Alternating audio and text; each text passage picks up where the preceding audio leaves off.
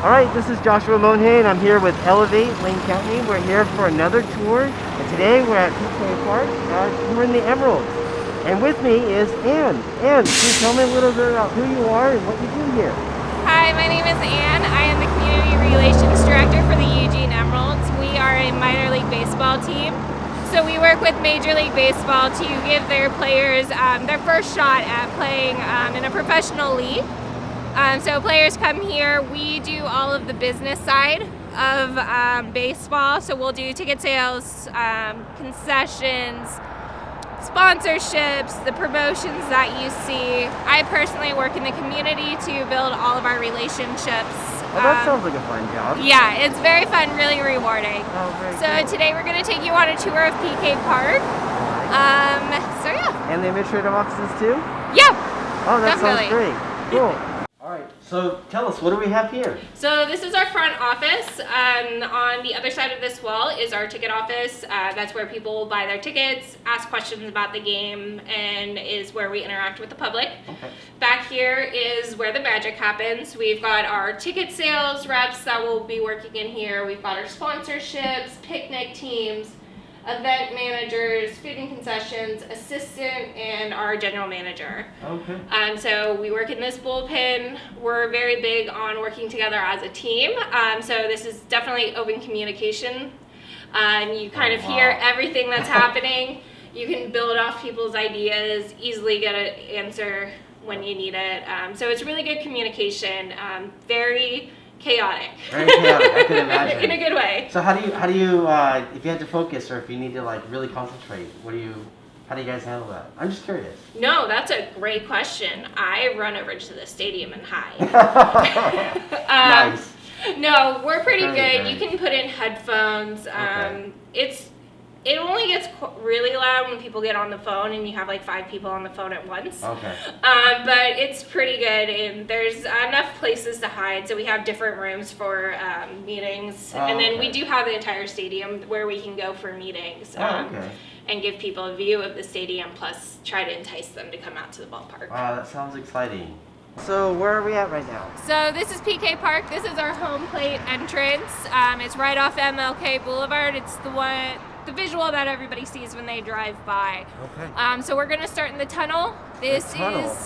is real behind the scenes. Not a lot of people go in here. It's usually where the chaos happens. Let's go see. It's our main hub of our food and beverage. It's where our locker rooms are. So let's head in. Alright, great.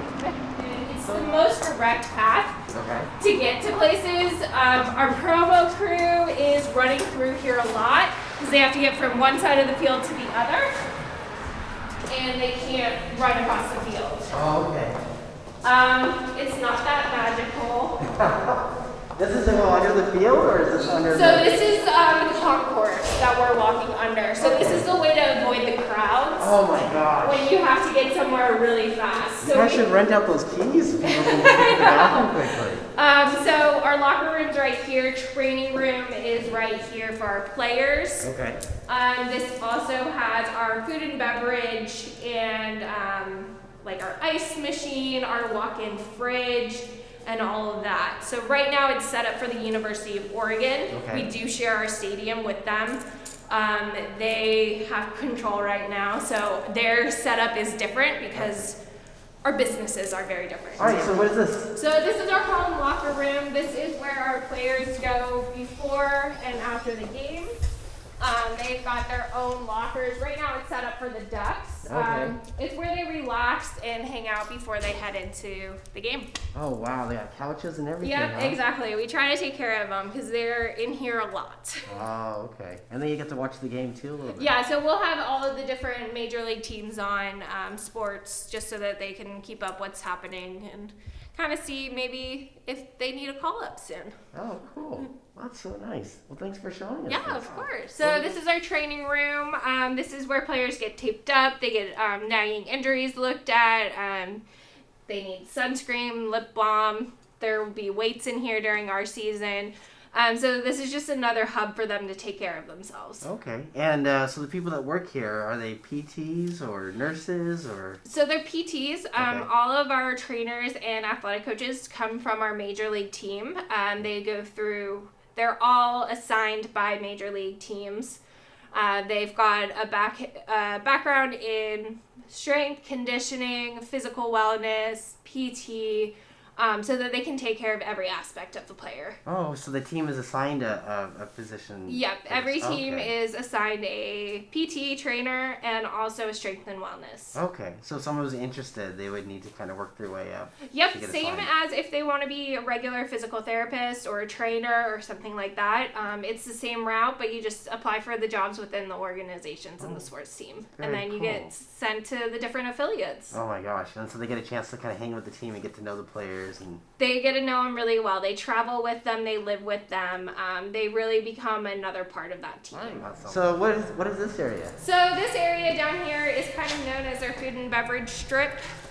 We've got dry goods storage, all of our cups, containers, candy, chips, anything that's dry good is stored in here. Our food and beverage director is next door, kind of running the show, letting everyone know what needs what for a game and how to stock a stand.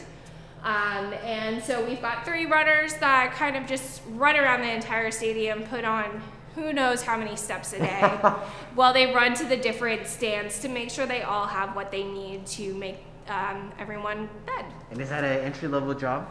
Yes, so our runners are entry-level. Usually have to have 1 or 2 years in food and beverage, so you know the layout and you know the items and everything like that. Do you need a food handler's card? Or? Yes, so everybody who works in our food and beverage needs a food handling card, and if you are over 21, you usually get your OLCC so that you can pour the beers and everything like that. And so if a high school student was interested in working here at some point, maybe working in the food service industry could be helpful? Yes, definitely. Every sports industry relies heavily on food and beverage because when you go to a game, you usually buy at least 3 things from the food and beverage.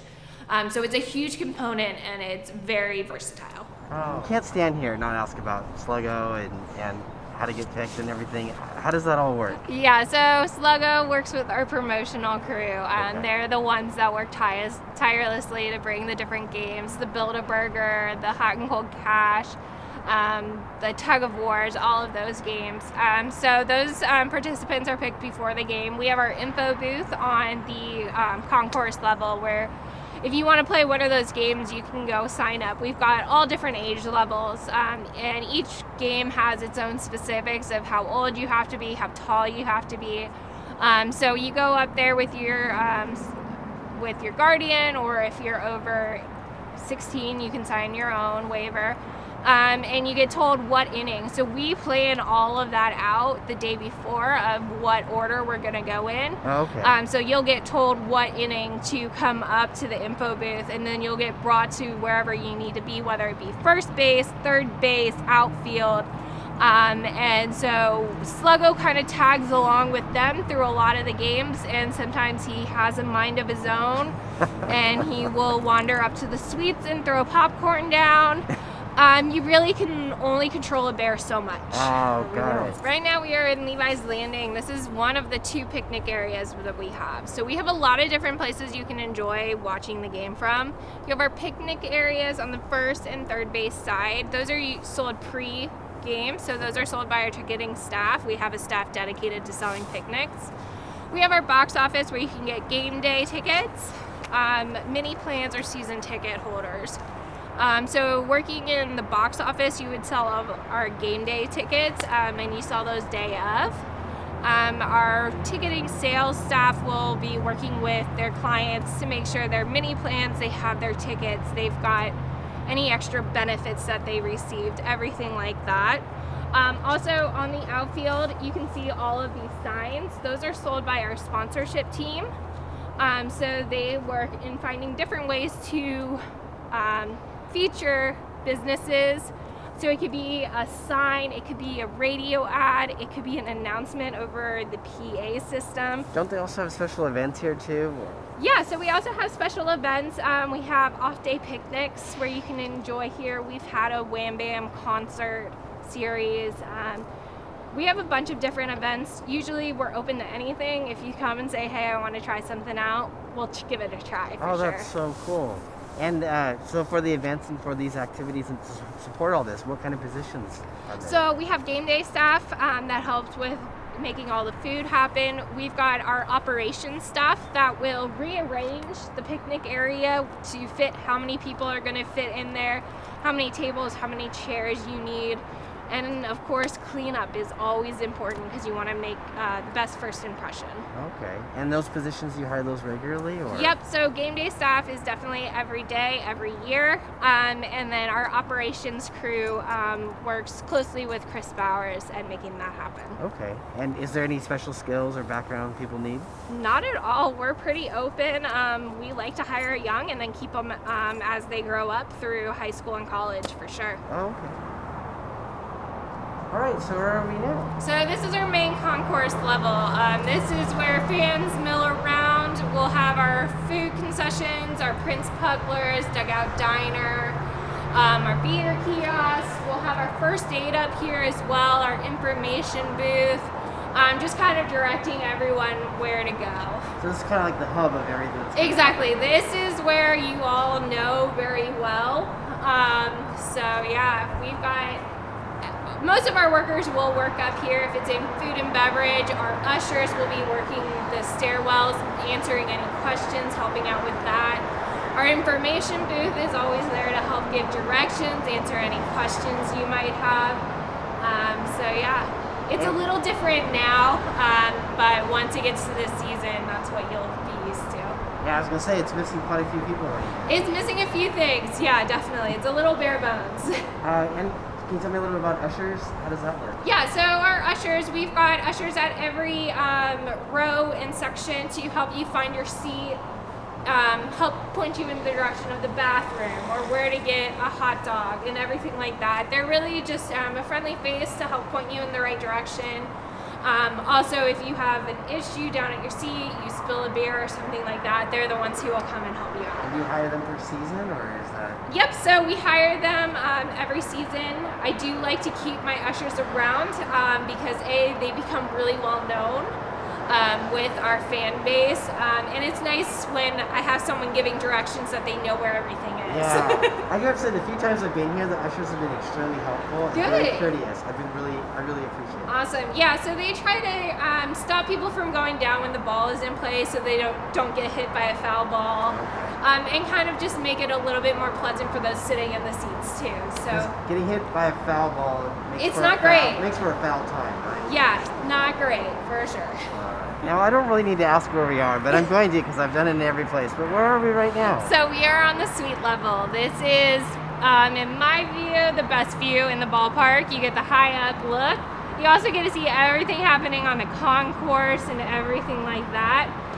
So we have suites up here. We also have our production booth, our radio broadcasters up here. All of our media is up here. So it's a little bit more secluded, but it's definitely a new perspective. So this is definitely a sweet view, right? It is, definitely. You've mentioned that there's runners for different parts of the stadium, so there's definitely a set of runners that work this area? Yeah, so we have suite attendants, so you don't have to leave your seat to get a drink or some popcorn. You have an attendant that will look in on you and will do any kind of running you need and get you what you need. So that sounds like a position that you have to work here a while and kind of work your way into? Yes, so customer service is extremely important in all of our jobs, but our suite workers, because you are interacting so much with one customer throughout an entire game, your customer service has to be real high. You have to be real outgoing. You have to be comfortable going up to people and asking what they want, how can you help? And you have to be quick. You have to have great relationships with all of the concession workers so that you can get answers and information quickly. Very cool. Awesome. And how long does it take usually to get into that position? Usually that takes probably about 6 years. Our suite attendants have been with us since we've been here, so since 2010. So they've built those relationships for sure. Well, it gives people something to work towards. Exactly. They might be retiring soon. There you go. Thank you so much. All right, and next we're going to go see... We're going to head into the production room. Oh, awesome. Great. This is the production room. This is where the magic really happens. So here is where our production crew will run our video board, any videos, any stats that come up, everything like that. They also do our MLB TV broadcast. We have our sound system up here. We've got the walk-up music, any music or sound effects that happen here, all run by one guy who also communicates with our camera crews that are down on the field. We've got a wireless and we've got 2 standstill cameras that will get all of our video that we need. So this is kind of the brain center behind the production event. So yeah, so our production manager is in constant contact with our promotions crew, and he will tell them when to go. He will tell them to get off the field or they are going to get hit. We also have our PA announcer up here. So he's the one who will call all of the batters. He's the one who will call all of our games. He's the one who will make those funny jokes about balls not making it to a home run. He's the one who calls the beer batters. Oh, wow. So all of them are up here along with our live organist who plays live music. We're one of the very few teams, only minor league team, and one of the very few major league teams that has a live organist that will play music. Oh, wow. So everything you see and everything that you hear here comes right from up here. Wow. So he gets bombarded a lot. It's a high-stress job, but I can imagine. He does a great job. I like when they do the rallying cries, but I want more of it, but I don't know who to talk to, so now I know where to go. So with some of the positions here, where do you guys find people, or are they full-time jobs, part-time jobs? So most of our production crew comes from the University of Oregon and their media, so we get a lot of the people who do the productions for the other Oregon Ducks games. Yeah. We work with them a lot because all of our video board is run through Matt Night Arena. Oh, okay. So we work really closely with them and their production crew. Our PA announcer needs to be outgoing, have a great voice, and be on top of things because things change rapidly, and he has to be able to call whatever happens. Our live organist, we held auditions. Yeah. So we had a lot of pianists come in and play. Oh, wow. All right, so here we are in the... This is the press box. So this is where our media will be able to watch the game and make their write-ups and their calls. If they're watching a specific player or if they're just doing overall view of the Emeralds, this is where they will come. This is such a great view. It is. It's one of the best in the ballpark, for sure. And when you say press, is it bloggers or are they people with... It can come from anywhere. We've got local newspaper, radio, and TV. We also have major league bloggers come in. Any kind of magazines can come in. If they reach out and ask for a press credential, we try to get them here so that they can enjoy our ballpark. Okay, so you can't just show up and say, I'm a blogger. Yeah, unfortunately, you do have to show your credentials. Oh, okay, got it. Very cool. All right, and is there anyone else that we're going to be meeting today? So I'm going to introduce you guys to Matt Dompe. He is our assistant general manager. He wears a lot of hats in our organization. He does sponsorships. He does our home broadcast.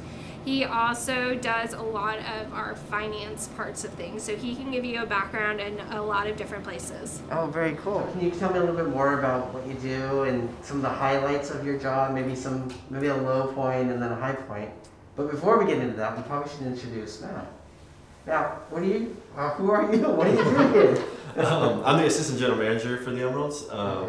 I've been with the club since we moved here to PK Park, starting for the 2010 season. Okay. So my roles have really evolved over what would have been the 11th season this year. Okay. Kind of started as a salesperson, marketing, added the broadcasting. I do the home broadcast on radio and on MLB TV. So that voice we hear, that's you? Not the one you hear when you're at the ballpark. That's our Okay. PA announcer, Ted Welker. But when you're listening to 95.3 on the radio, or if you tune into MLB TV, all of our home games are streamed online. That's me on the broadcast. That's you, okay. A lot of the voices you hear in our videos, too, is usually from Matt. Oh, wow. And then in 2013, I took over the accounting role for the team. So I also do the accounting, I do sales, and then I do the broadcasting in the summer.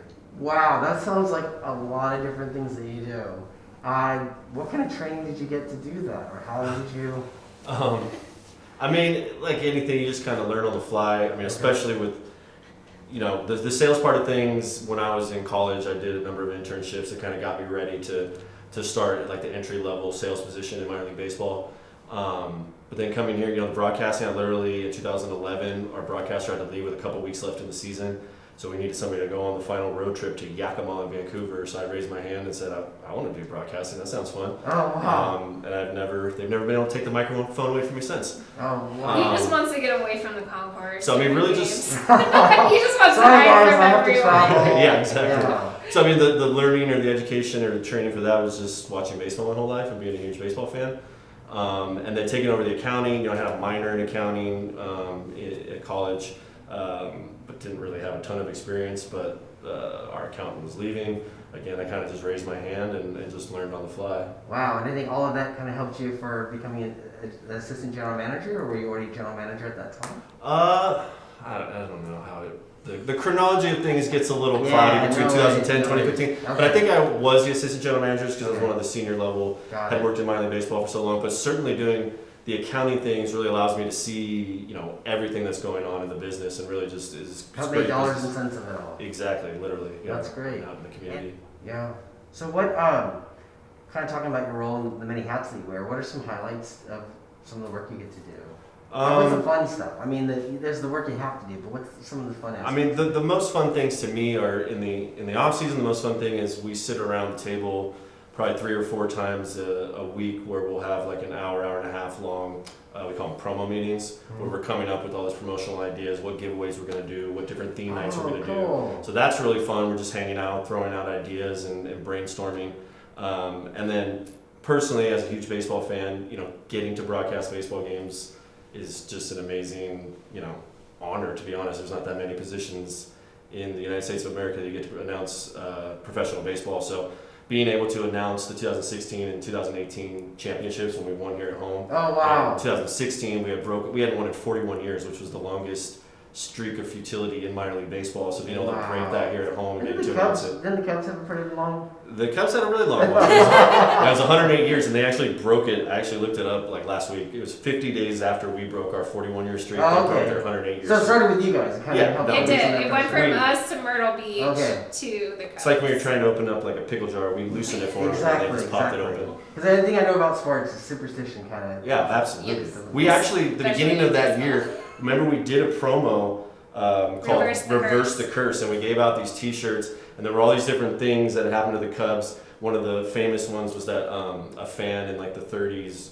had, or sometime in the 20s or 30s, he had tried to bring his pet goat into the ballpark, and they didn't allow him, so he put a curse on the Cubs, and that was part. So we actually on opening day of that year, 2016, we had 2 goats out. It's kind of like we invited the goats into the ballpark to break the curse. Yeah. And then a few months later, This I guess is it worked. Eugene and the Springfield area. There's probably no shortage of people that can bring a goat. Oh, yeah, there were. we had somebody, one of our staff members, like, I know someone with a goat. I'll call him. We're like, okay, cool. Awesome. Well, guys, I want to thank you so much for having us here. I think we've had a great tour. I think the students have gotten a chance to see a lot of the places that they haven't seen, learned about some of the jobs. It sounds like there's internship opportunities, and so we'll get that information posted on the LV website. And I want to thank you guys so much for having us. It's been really fun. Thank you. Thank you. Thank you.